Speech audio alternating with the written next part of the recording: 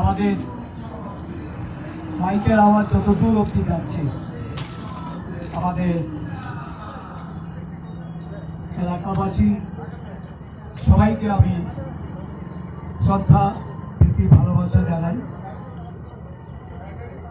19শে April পশ্চিম ত্রিপুরা লোকসভা আসনের সাধারণ নির্বাচন। এই নির্বাচনে ইন্ডিয়া জোটের কংগ্রেস মনোনীত প্রার্থী আশিস কুমার সাহা, আমি আপনাদের আশীর্বাদ পেতে, আপনাদের সমর্থন পেতে এই আনন্দনগরের বাজারে দাঁড়িয়ে আপনাদের প্রতি আমার আহ্বান রাখছি। সবাই সচেতন আছেন, বেশি কথা বলার প্রয়োজন হয় না। 10টি বছর কেন্দ্রে ক্ষমতাসীন দেশের মানুষ যাদের হাতে শাসন তুলে দিয়েছে, ক্ষমতায় আসার আগে তারাই বলেছিল যে দেশটা ভালো চলছে না, বেকারত্ব বাড়ছে, দ্রব্যমূল্য নিয়ন্ত্রণহীন।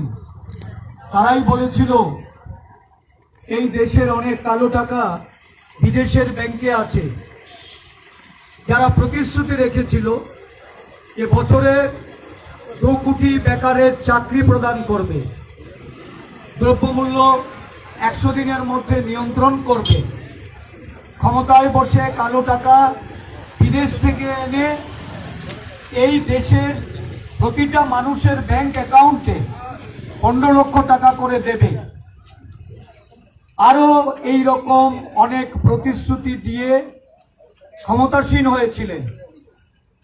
10 বছর পর আবার মানুষের কাছে যখন তারা ভোট প্রার্থনা করছেন, আবার এই নির্বাচনে তাদের ভোট প্রদান করার জন্য আহ্বান রাখছেন, আমি এই অঞ্চলের বিজেপি বন্ধু সহ সাধারণ সমস্ত মানুষের কাছে আমার আবেদন থাকবে, একটু জিজ্ঞেস করবেন এই প্রতিশ্রুতিগুলির কি হয়েছে। 10 বছর সময়ে যারা কিছুই করতে পারেনি, কালো টাকা কত বিদেশের ব্যাংক থেকে উদ্ধার হয়েছে, আর অ্যাকাউন্টে 15 লক্ষ টাকা জমা পড়েছে। এই রাজ্য শহর সারা দেশে কত শিক্ষিত বেকারের চাকরি হয়েছে, 30 লক্ষর উপরে শূন্যপদ কেন্দ্রীয় সরকারের, সরকার এবং বেসরকারি সংস্থাগুলি। 2 কোটি কর্মসংস্থানের কথা বলেছিল, কত চাকরি হয় তাহলে? 10 বছরে 20 কোটি বেকারের চাকরি যদি হয়ে থাকে, তাহলে এই রাজ্যেও তো এই বেকারদের চাকরি হতো। আমাদের রাজ্যে 14% উপর আজকে শিক্ষিত বেকার, সর্বকালের রেকর্ড। স্বাধীনোত্তর ভারতবর্ষে এই রাজ্যে কখনো এত বেকার একসাথে আমরা দেখিনি। 5 লক্ষর উপর বেকার, ভারতবর্ষের 30 লক্ষ কেন্দ্রীয় সরকারের শূন্য পদ, আমাদের রাজ্যে 40,000-এর উপর শূন্য পদ। তাদের চাকরি হচ্ছে। আউটসোর্সিং এর কথা বলে এই রাজ্যের বেকারদের তাদেরকে বঞ্চিত করা হয়েছে। ওই রাজ্য থেকে ওই জেআরবিটির নামে এই রাজ্যে চাকরি প্রদানের ব্যবস্থা সুগম করেছে, রাজ্যের বেকাররা উপকৃত হয়েছে। বিজেপি বন্ধুরা, যারা বিজেপিকে ভোট দেওয়ার কথা বলছেন, যারা বিজেপির জন্য দিন রাত পরিশ্রম করছেন, 10 বছর ক্ষমতায় থেকে আপনাদের জন্য কি করেছে? কৃষি অঞ্চল, এই আনন্দনগর এলাকা, কৃষকদের আয় দ্বিগুণ হবে, কৃষকদের আয় দ্বিগুণ হয়েছে। সরকারের উৎপাদিত মূল্য নির্ধারণের জন্য যে আইন করার কথা, কার স্বার্থে এই কালো আইন হয়েছে? কিছু কর্পোরেটদের গোলায় ধান ঢোকানোর জন্য আর কৃষকদেরকে বঞ্চিত করার জন্য যারা কৃষি আইন প্রবর্তন করেছিলেন এই কৃষি আইনের বিরুদ্ধে ভারতবর্ষের সমস্ত কৃষকরা মিলে তারা আন্দোলন করছে, তারা প্রতিবাদ করছে।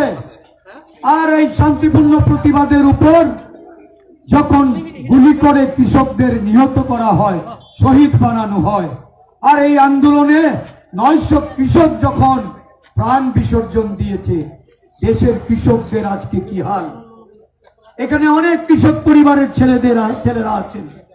আপনাদের কি মনে হয় যে আজকে যেখানে খোলা বাজারে জিনিসের দাম, এই ধানের দাম, কৃষিজ উৎপাদিত দ্রব্যের দাম, এটা যখন বেশি মূল্যে পাওয়া যায় বা বিক্রি করা যায়, তখন সরকারের কাছে কম দামে কেন কৃষকদের ধান প্রদান করার জন্য, তাদের উৎপাদিত দ্রব্য প্রদান করার জন্য বাধ্য করা হয়?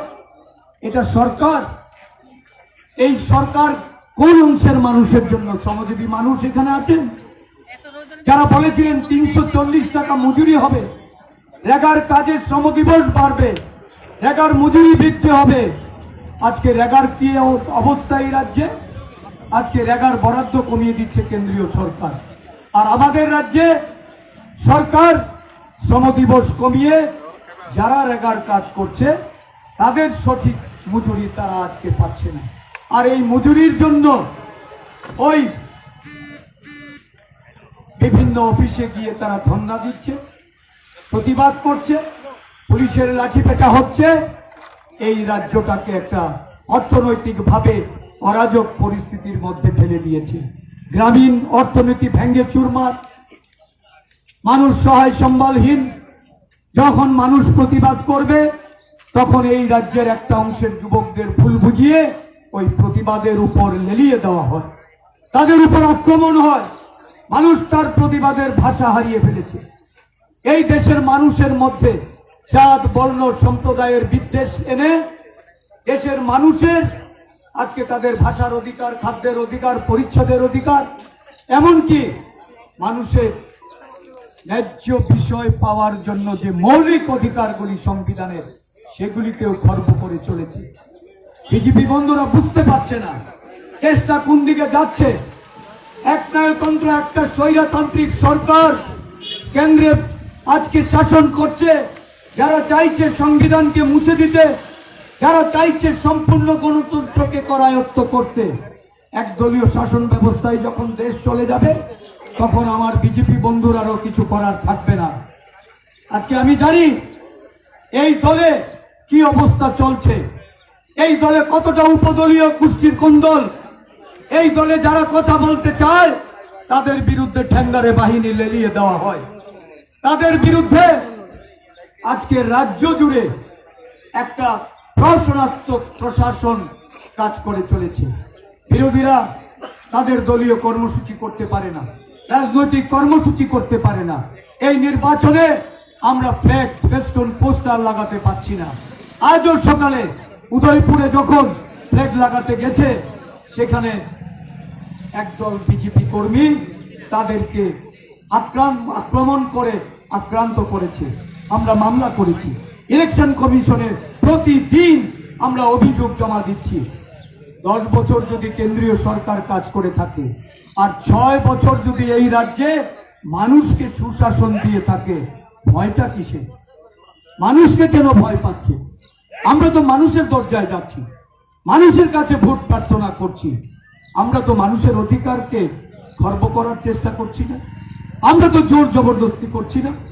মানুষ যদি তার ভোটের মাধ্যমে পরিবর্তন নিয়ে আসে, তার জন্য তো আমি মনে করি বিজেপি কর্মীদের ভাবতে হবে যে আগামী দিনটা কোথায়, কি হতে যাচ্ছে।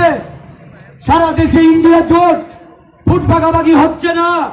37% ভোট পেয়ে যারা গত নির্বাচনে দেশের ক্ষমতায় এসেছিল, 63% ভোট ভাগাভাগির কারণে যারা দেশের ক্ষমতাসীন হয়েছে, আজকে কেন্দ্রে বসে নরেন্দ্র মোদী, অমিত শাহরা তারা বুঝছেন দেশ কোন দিকে চলছে। 400 পারের স্লোগান দিচ্ছেন, তারা বুঝেছেন 200 অতিক্রম করতে পারবে না। আর পারবে না বলেই জবরদস্তি করো, পোস্টার ফেস্টুন লাগাতে দিও না, মানুষকে বাধা দাও, ভোট কেন্দ্রগুলিতে রিগিং করো, ভোটাধিকার প্রয়োগ করতে বাধা দাও। ইন্ডিয়া জোট ঐক্যবদ্ধ হয়েছে, 8টি দল ত্রিপুরা রাজ্যে ঐক্যবদ্ধ লড়াইয়ে আছে। বিজেপি বন্ধুরা, আমরা আপনাদেরকে সতর্ক করতে চাই, লড়াইটা গণতন্ত্রে, গণতন্ত্রকে সম্মান করুন। গণতন্ত্রে মানুষ হাঁটবে, বাধা দেওয়া যাবে না। গত বিধানসভা নির্বাচনের ফলাফল দেখেছেন, ওই মুখোশধারীর মাথা যদি আপনাদের প্যাসেজ করে না দিত, আর গুয়াহাটির বাজারে গিয়ে যিনি বুবাগ্রা পরিচয় দেন, ত্রিপুরার আদিবাসীদের রাজা পরিচয় দেন, ওই রাজা যদি সেখানে গিয়ে বিক্রি না হতো, তাহলে ক্ষমতায় ফেরার রাস্তা ছিল না, ক্ষমতায় ফেরার রাস্তা বন্ধ হয়ে গিয়েছিল। এবার আরো বিপদ বুঝে একদম নিজেদের গর্বে নিয়ে গেছে, নিজেদের সঙ্গী করে লড়াইয়ে এসছেন। এতটাই যদি কাজ করে থাকেন আর জনসমর্থনের ভারে যদি আপনারা এতই পুষ্ট থাকেন, তাহলে একটা বিরোধী দলকে রাতারাতি শাসক দলে রূপান্তরিত করে মানুষের কাছে কি বার্তা দিয়েছেন? আদিবাসীদের তাদের যে জনমত, তাদের যে সুযোগ সুবিধা, তাদের যে বিভিন্ন দাবি দাওয়া, আজকে সেগুলির কি হবে?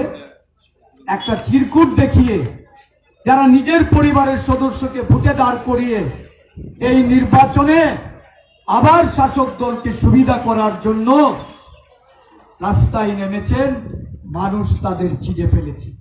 আদিবাসীদের মধ্যে আজকে ক্ষোভ, আদিবাসীরা আজকে ক্ষুব্ধ।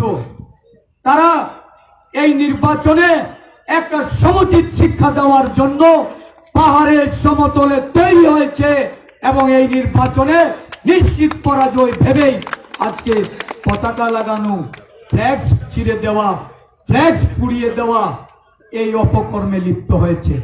আমরা সমস্ত ষড়যন্ত্র ভেঙে সমস্ত গণদেবতাদের অনুরোধ করব, বেরিয়ে আসুন, ঐক্যবদ্ধভাবে বেরিয়ে আসুন, সকাল সকাল ভোট কেন্দ্রে যান এবং সেখানে গিয়ে আপনারা ভোট প্রদান করুন। আমি সবিনয়ে এই আনন্দনগরবাসী, কারণ আমি জানি এই অঞ্চলে আমার বহু কর্মী ছিল এক সময়, যারা আজকে বিজেপি দলে আছে, নৈতিকতার দংশনে ভুগছে, সেই দলে থেকেও তারা আজকে কথা বলতে পারছে না।